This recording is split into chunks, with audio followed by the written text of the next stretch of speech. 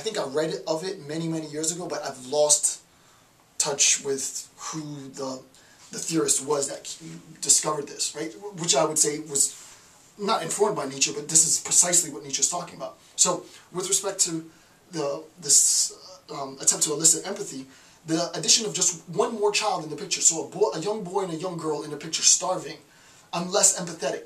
Add 3, add 4, add 5. You take a picture of like 15 kids starving. Now I'm not empathetic anymore at all, right? Their suffering no longer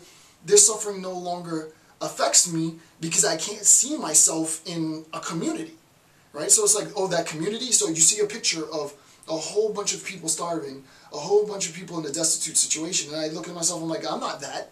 And now I don't really care. So that's what Nietzsche's saying. He's like, you saturated the field so much, you saturated sort of human conceptual analysis has become so saturated with discourse on suffering that we have become coarse. We don't even care about the suffering of the other people. That's what he's saying.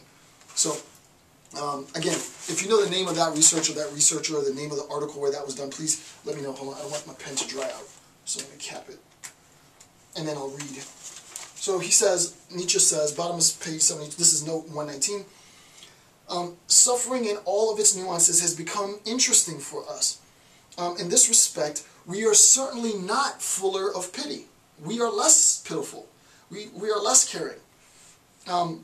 Even when we are shaken by the sight of suffering and moved to tears, we do not by any means, for that reason, feel like helping. This is exactly what the research was about. This one little bit of note 119 is exactly what the entirety of that research that I was just describing is about, right?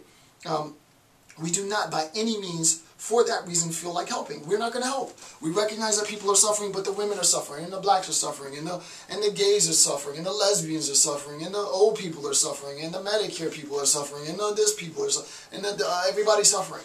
And after a while, everybody's suffering, like, dude, I don't even care. You know what I'm saying? I don't care. Apathy creeps in.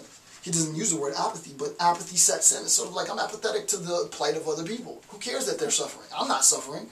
Or if I am suffering, it's like my suffering is worse than your suffering. And then there's just this perpetual discourse of suffering.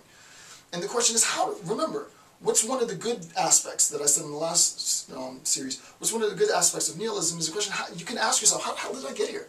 How did I get to a point where all I'm talking about is suffering? Well, all I'm talking is about the bad thing, right? Well, how did I get here? Nietzsche says, obviously, it's because of Christianity, right? So that's very, very, very, very, very, very, very, very important, right? Suffering has become interesting, and as such, saturation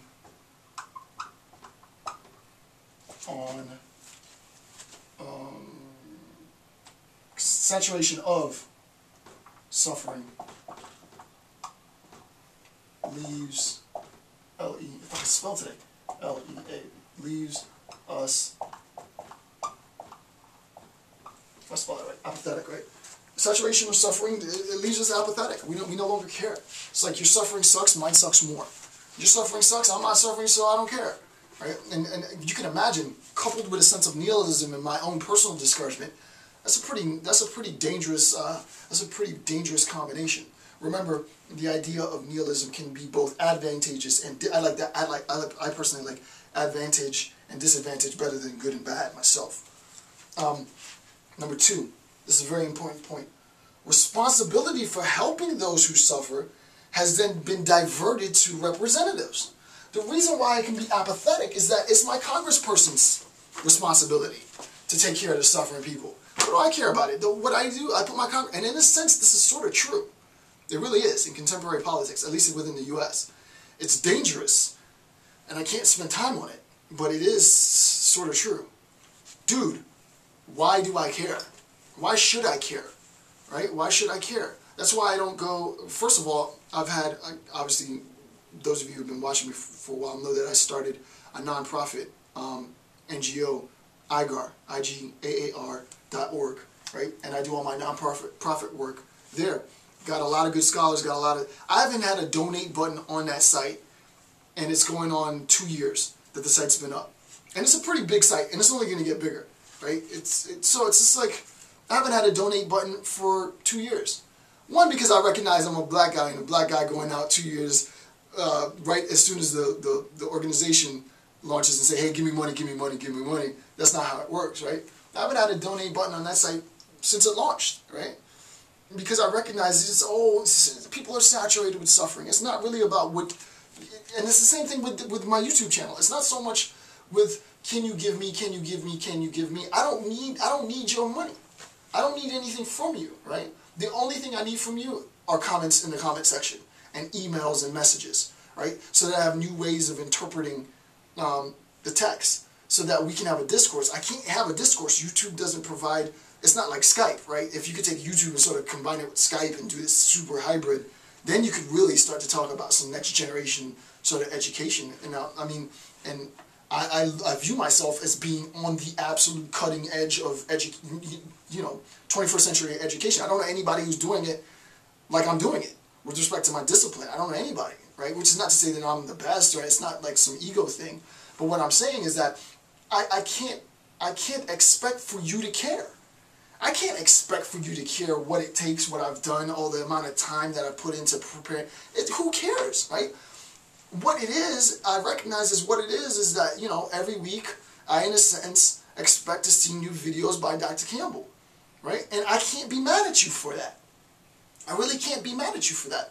Similarly, the vibe is sort of like, the idea is sort of like, Nietzsche can't really be mad at people when other people are suffering and they sort of apathetic, right? I'm going to beg to you, I'm going to plead to you, I'm going to tell you that you ought to care about the suffering of other people, that you must care about the other people like Kant did. No, I'm not going to tell you that. Dude, I understand in a sense, right? So it's not like, oh, look at Dr. Campbell, he's working so hard to put these videos together and doing so much research. Nah, it's like, first of all, I don't want your apathy, right? It's like, no, that's what Dr. Campbell does. In a sense, I expect him to do that. Like, if I don't see a post from him, then something's wrong. Not he's been working so much, is he okay? It's like he's not posting anymore, what's wrong? And after book one, I'm gonna take a break though. Because, I gotta get the gears, I gotta put some rest on the gears and then get greased up and get back in it. But hopefully you get the idea, right? What we've done is we've in a sense, like we've outsourced our goods for production, we've diverted, we've outsourced our sympathy, we've outsourced our empathy to our representatives, our congressmen, our senators, our president. They need to care, right? They need to be looking out for those who are suffering, because I don't got the time to do that. Partly because I'm, not me personally, but all of us, in a sense, are suffering to greater or lesser extents. But, I'm the one suffering. So it's your responsibility to care. I don't have to care, right? It's your responsibility to hope. I don't have to hope, right? It's your responsibility to change. I don't have to change. It's your responsibility, right? We elected you. And you can tell that there's deep problems with that interpretation. But in a sense, that interpretation is viable, right? It's not like Nietzsche saying that interpretation is the only interpretation, but he's saying in a sense that interpretation is viable, right? People become coarse, people become callous, people no longer care, and you can't tell the people that they should and ought to and must care, because it becomes sappy and paternalistic.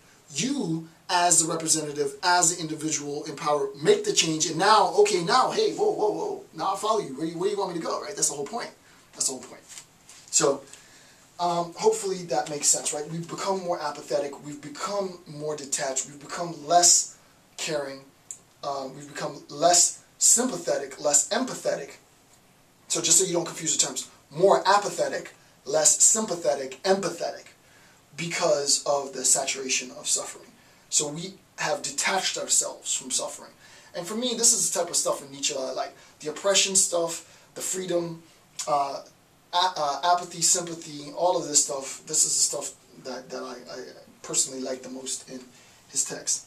Okay, so the last bit that we have to do before we get into the sort of basically him saying socialism sucks, to be honest, is this reinterpretation of the natural, which I really like. For Nietzsche, right, the idea that immorality is a good thing, it's just awesome. It's just awesome, right? Yeah, I'm immoral, and I'm not, and that doesn't mean anything bad, and I am immoral. I'm telling you, world, Jason J. Campbell is immoral. I'm an immoral person. and I wholeheartedly drink from the fountain of immorality. And I know that's going to piss off